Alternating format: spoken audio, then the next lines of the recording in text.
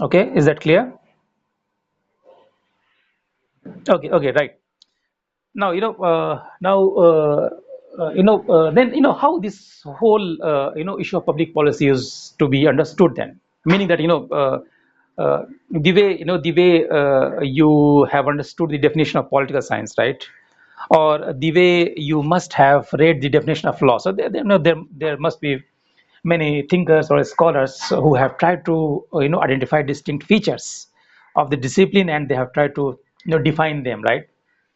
So that is where we will also try to look at some of the definitions, and we will try to slightly explain and analyze that how those definitions would help us understanding the meaning of public policy. So that is where there's one of the very popular definitions, and that you would find most often quoted in most of the literature in public policy. That would be by Thomas Dye, right?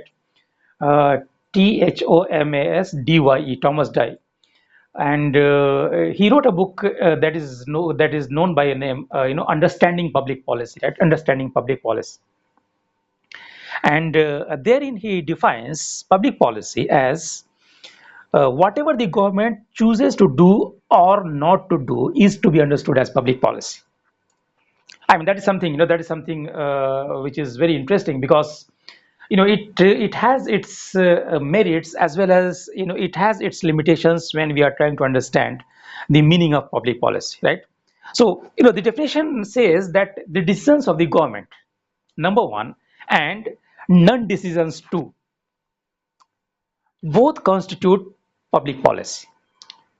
Okay, so whenever the government decides to maintain a status quo, that is also a policy of the government, right? Or whenever the government acts in a manner wherein it would alter the status quo and bring in and introduce new elements in the existing affairs of the things, that is also public policy, right? But one thing you have to keep in mind, that for Thomas Dye, only actions of government would constitute public policy. So the first thing one has to keep in mind, that the definition may be broad in a sense that it would include every action of government in the larger definition of public policy. So that is where Hollett and Ramesh, right? Michael Hollett and M. Ramesh, they have written in their book that if you go by this definition, then the government's decision to buy a piece of paper, to take a decision wherein it decides its nuclear policy, everything would constitute the subject matter or the larger field of study of public policy, right? So that is something is the limitation of the discipline, but it is in rather limitation of the definition given by Thomas Dye. But at the same time, you would understand that it makes one aspect of public policy very clear, that it concerns the decision of government and government alone.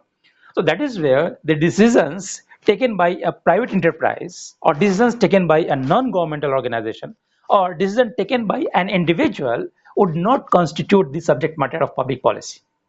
Okay, so that is one, right? So what Reliance okay, was that uh, Thomas Dye. This is what I'm doing, right? Thomas Dye's definition, right? You have got the definition. You have understood the definition, that what Thomas Dye says, meaning of public policy, right? Okay, so he says that whatever the government chooses to do or not to do, right, is public policy.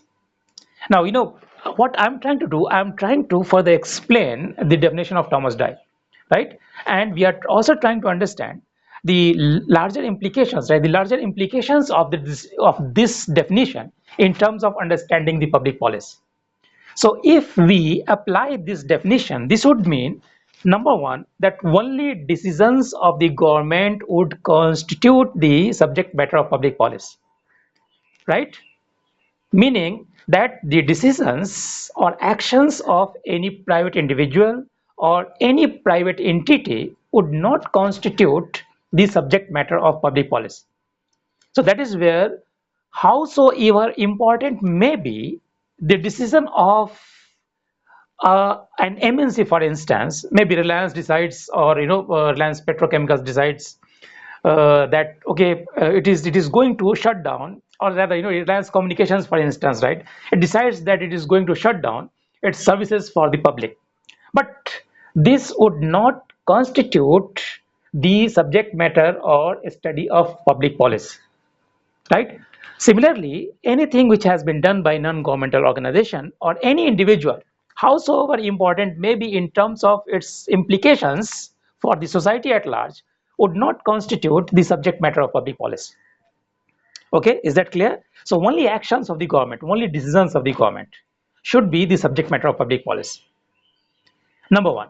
Number two, he also says that the government decision to not to do something is also policy.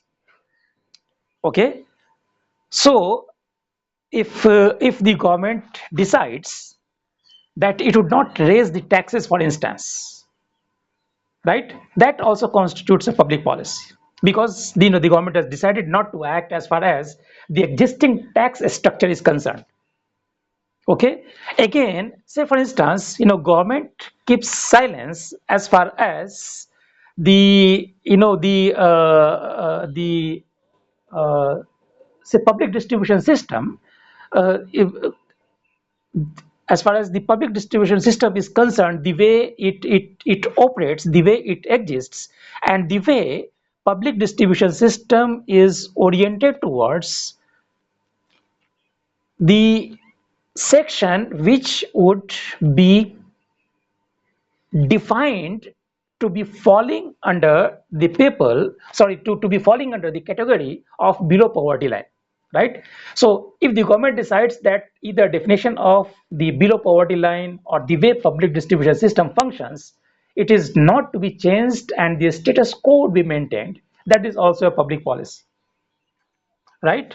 So government's decisions and non-decisions, both, they become part of public policy, right? Howsoever important an individual's or a private player's or a private enterprise's decision may be, even in terms of its implications for the public, if it is not made part of the government's decision, then we cannot say that this is a public policy, right? So that is where, let me take another example and help you explain, right, as far as Thomas Dye's definition is concerned. Say, for instance, many of the uh, healthcare professionals, or maybe the healthcare enterprise as a whole, right? It may be doing a campaign that smoking is injurious to health, and it causes cancer, right? Now, it may be validated, it may be validated by the existing studies which have been scientifically done and clinically tested, right? But unless the government decides to proclaim its decision that there are certain measures which need to be taken in order to address the problem of smoking, and hence preventing the people from falling into the problem of cancer, which may be caused by smoking. Till that time, it cannot be termed, or it cannot be characterized as public policy, right? So healthcare professionals on their own, or the healthcare sector on its own, may prescribe a series of measures, or rather it may advise people in 100 different ways, that this is what you should do, this is what you should not do, this is what is good for you, this is how you can prevent yourself, prevent yourself from